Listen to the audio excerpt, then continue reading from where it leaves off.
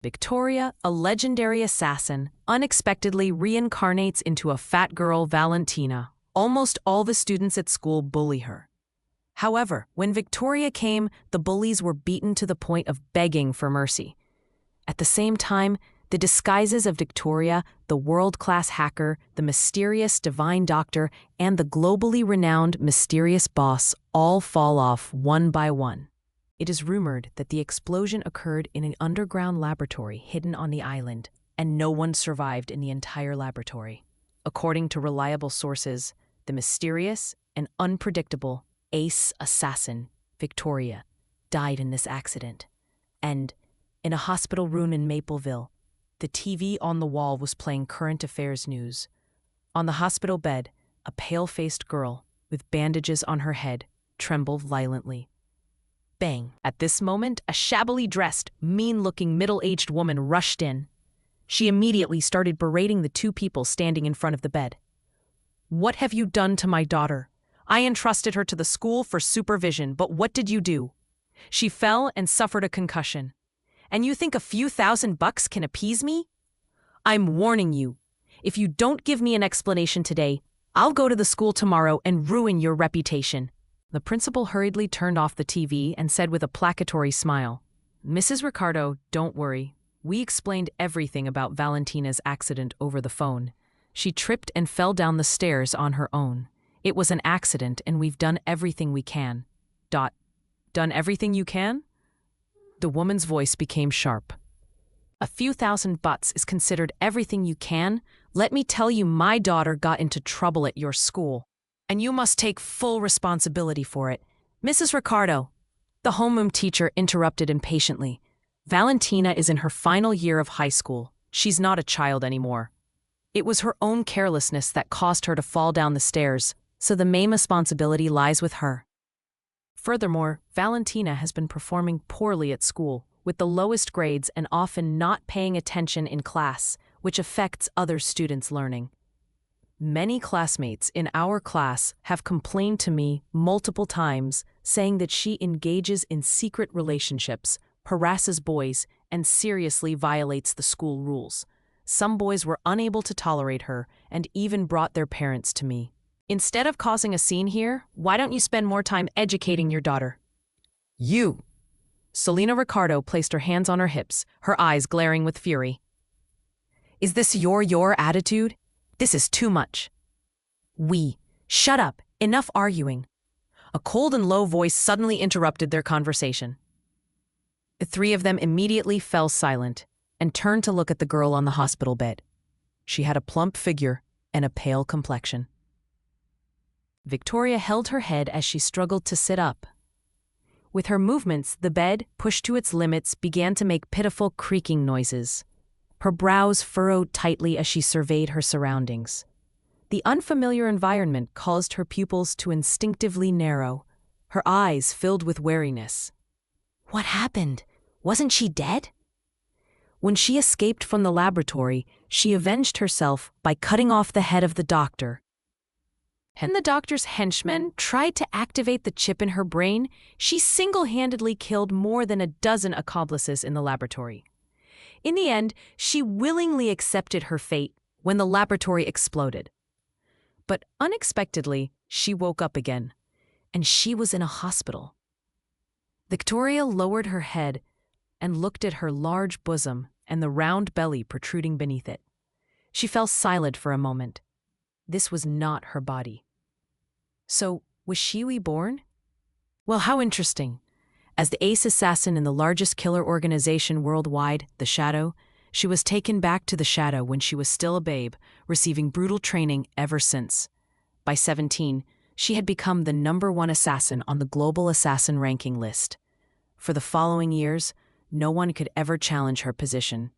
The Shadow went mad because of this. To expand its influence, they actually captured her and sent her to an experimental facility to extract her embryonic tissues and clone countless top-level assassins like her.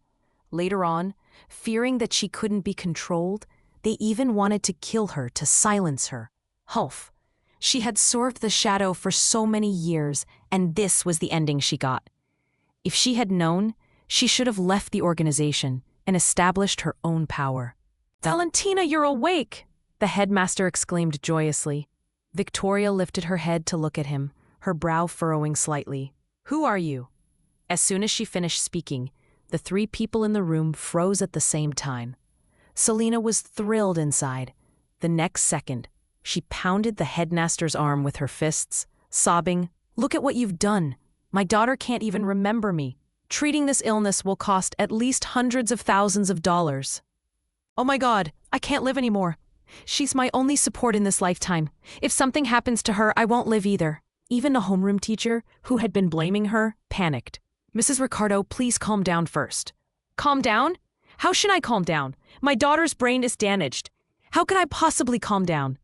Selena's piercing and ear-piercing voice echoed in the ward. Victoria only felt a sharp pain in her brain, and a memory that didn't belong to her rushed in fiercely. "Enough!" she growled, pointing to the door. "Everyone, get out!" "All right, we will leave first. Mrs. Ricardo, let Valentina rest fine now." The headmaster tried to play peacemaker with a smile. Finally, the room turned quiet. Victoria let out a long sigh, got off the bed, and went to the bathroom to splash cold water on her face. The girl in the mirror looked very unfamiliar. She had fair skin and beautiful features, but her figure was really too fat. But she could lose weight. She raised her head and stared at herself in the mirror for a few seconds before slowly saying, "Valentina Ricardo." From now on, she would be called Valentina.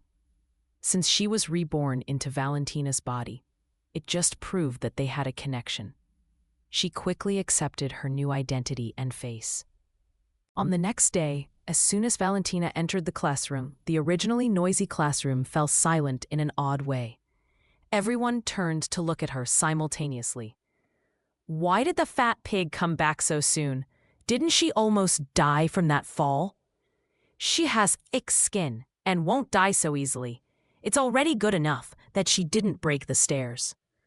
I heard that she saw the school heartthrob and got nervous, which made her weak in the knees. I can't believe it. Shouldn't the school heartthrob ask her for compensation for mental distress? You know what? This fatso tied her hair up, and she actually looks better than before. Oh, she looks good? Are you kidding me? You have bad taste. The mocking and laughter in the classroom grew louder and louder. Valentina stood in place, her gaze coldly sweeping over the young and malicious faces. They were all people who had bullied the original Valentina. Bullies in the school. She would personally take back what they owed the original Valentina. The crowd was shocked by the coldness and hostility in Valentina's eyes, and they froze, their smiles disappearing from their lips. At this moment, they felt as if they were being targeted by a wild beast.